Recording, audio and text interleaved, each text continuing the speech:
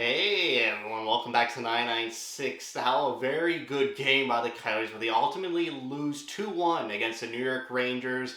Going into this one, the negative thoughts are going to not show up to this game. It's too big of a moment for such a young team of the Coyotes. Home opener in Madison Square Garden. And my God, what an evenly matched game all the way through. I don't think anyone had the edge over the other in this game. I am so impressed by how the Coyotes play competitively, hanged around the whole game, sometimes dictated play. Didn't give the Rangers much, and the other way around. The Rangers didn't give the Coyotes much. The Rangers, I would say, maybe had a really good dominating few moments in the early second period, but it was a very good performance by the Coyotes. A great road game by the Coyotes. Way to quiet the crowd for most of the game. I'm sure that crowd wanted to erupt so many times, and they finally did, chanting Igor here and there. And then when the Rangers finally scored that game winning goal late into the third, it erupted then. But let's get into it. Fourth line started the game pretty well. They got the pressure going. It was good pace back and forth, like I already mentioned. Both teams trading chances like they did all game, but the Rangers ultimately score first to make it 1-0. And this is just, the Coyotes scoring on themselves. Basically, Dumba, if you look at this goal, Dumba, the defenseman, is behind the net in the offensive zone. Keller has a turnover in the corner, which is okay. Forwards can turn it over as long as they're in the offensive zone. But Dermott goes for the pinch. And if you see your D partner behind the net, please do not pinch yourself as well, because he pinches, gets the puck by him, and you're relying on Barrett Hayden, a forward, to defend it 2-on-1. And it's always a bad recipe for success when you have a forward as your last man back to defend a 2-on-1. And honestly, Dumba skated really hard back to break it up, but then stopped skating once he hit the Coyotes' blue line.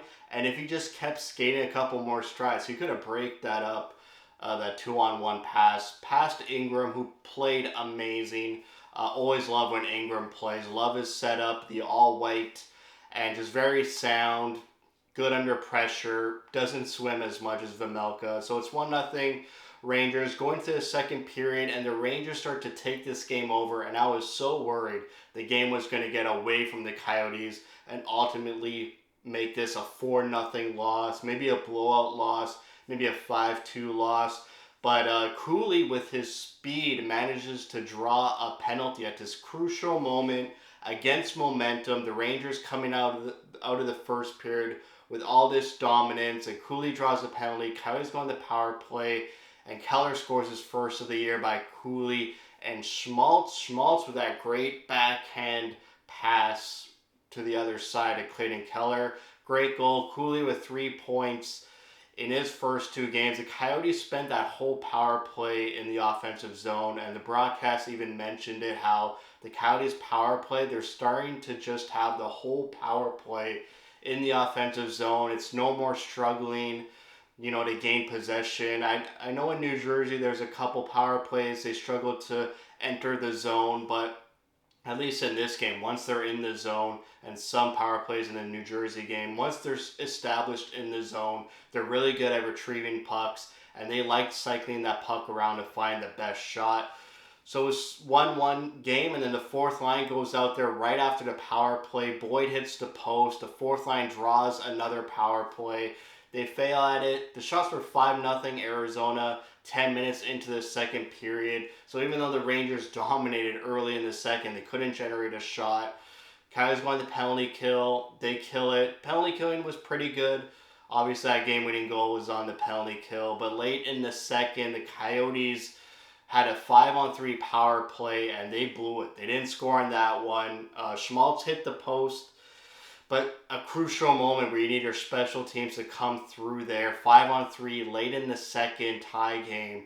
You got to get a goal there. With so much skill on power play unit number one, they had to make it count. And I rarely saw a power play number two in this game. I don't know if that's because power play number one was keeping the puck in the zone for so long. They didn't have any time for changes, but seemed like power play number one had the bulk of the power play time. In this game, we go into the third period. Talking about special teams, the Coyotes went 1 for 5 in the power plays. That could be the storyline of why they ultimately lost the game. Third period, again, both teams trading chances, and then they go on a penalty kill. Dumba commits the penalty. I don't know why he protested the penalty. It was a blatant cross check right in front of the net. Just want to mention right before that penalty, Dermott broke up a 2-on-1 with an amazing defensive play. Really liking Dermott and how stout he is defensively. But back to that penalty kill, Dumba commits a penalty and the Rangers score on that. But right before they score, Ingram makes an unbelievable save. Could have been save of the year if the Coyotes killed off that penalty. Post to post, saves it with his toe, but the next shot deflects in, and that's the whole game. Zucker had a penalty shot late in the third. He missed. Not a great penalty shot attempt, a rare penalty shot for the Coyotes, and they ultimately lose 2-1. They went 2 for 3 on the penalty kill, 53% on the faceoffs. The shots, 28 the Rangers, 27 the Coyotes.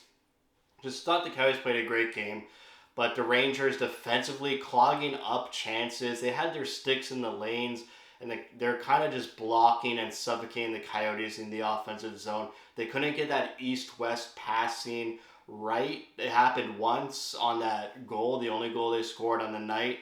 But even through the neutral zone, the Coyotes weren't really getting speed. They had to be forced to dump the puck behind the Rangers defensemen and then try to battle for pucks. They weren't generating a lot of on-man rushes, and ultimately just really couldn't show off their skill and speed in this game. But they still hung around, tried to find other ways to be successful. The third line of Krause, Michelli, and Bukestad, it's a bit kind of quiet. I know it's only been 2 games, and we're all focused on Cooley. The first line's good. No qualms about them. The second line, Kerfoot was way more noticeable this game. Zucker being a bit invisible to me as well, but he did have the penalty shot. Cooley, still amazing, still making plays, still doing the good things like drawing penalties with his speed. But that third line, just not sure where they fit, and I'm pretty surprised they're not as noticeable offensively, considering they're not being played against the top units anymore. Last year they were the second line. This year they're the third line, but maybe they don't mesh well with other teams' third lines.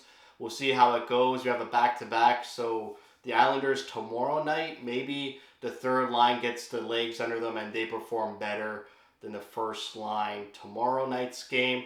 But that's it. I'm really excited for the Coyotes season. I really applaud the way they came out against the Rangers. It could have been too big a moment for them, but they're up to the challenge and put on a great game. So that's it for me. Thanks for watching. If you like what you see, spread the word. And as always, thank you for your support.